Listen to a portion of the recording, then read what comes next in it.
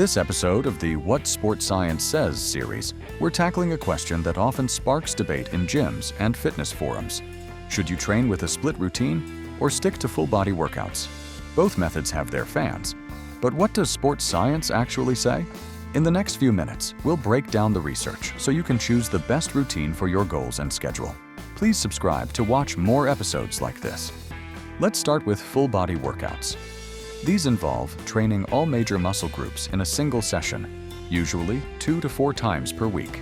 According to multiple studies, full-body routines are especially effective for beginners because frequent stimulation of each muscle promotes faster strength and muscle gains. When you hit your muscles more often, even with moderate weight, you create more opportunities for growth over time. Sports science also suggests that full-body training is an excellent option for people returning to the gym after a long break, because higher weekly frequency helps restore neuromuscular coordination and strength more efficiently.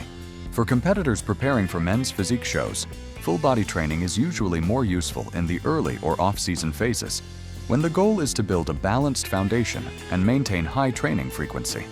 Men's physique is that division in competitive bodybuilding where athletes are judged on an aesthetic and well-proportioned physique rather than extreme muscle size.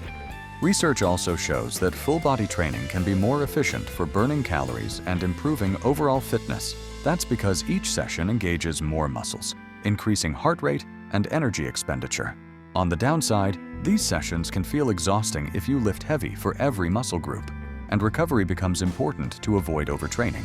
A well-rounded full-body session should include exercises that target all major muscle groups in one session, covering key movement patterns like squats or lunges for legs, presses for chest and shoulders, pulls for back, and core work.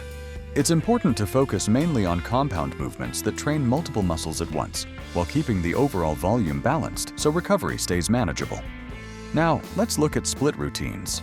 Here you focus to train different muscle groups on different days instead of working the entire body in one session. For example, you might train chest and triceps on one day, back and biceps on another, and legs on a separate day, often following patterns like push, pull, legs, or upper-lower splits.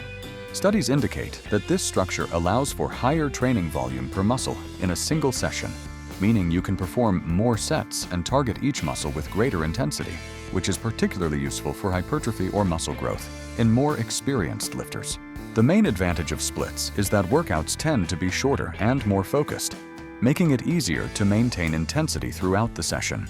But there's a catch. Consistency is key.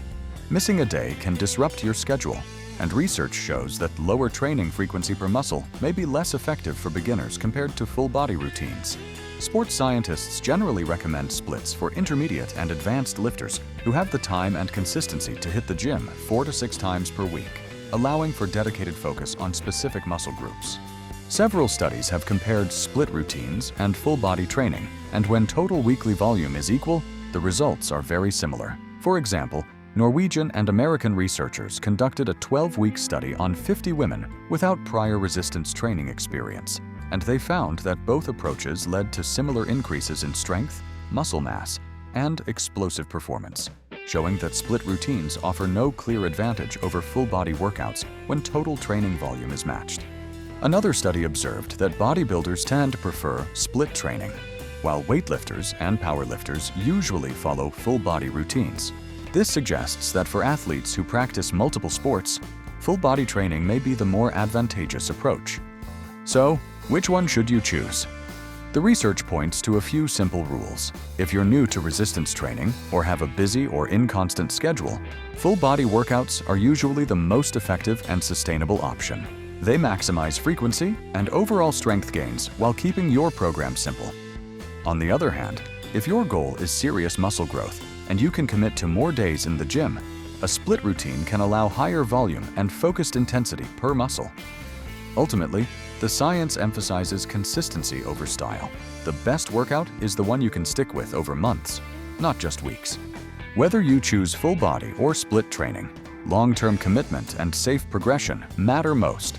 If you found this helpful and you want similar materials, hit like, subscribe, and comment below. Are you team full body or team split?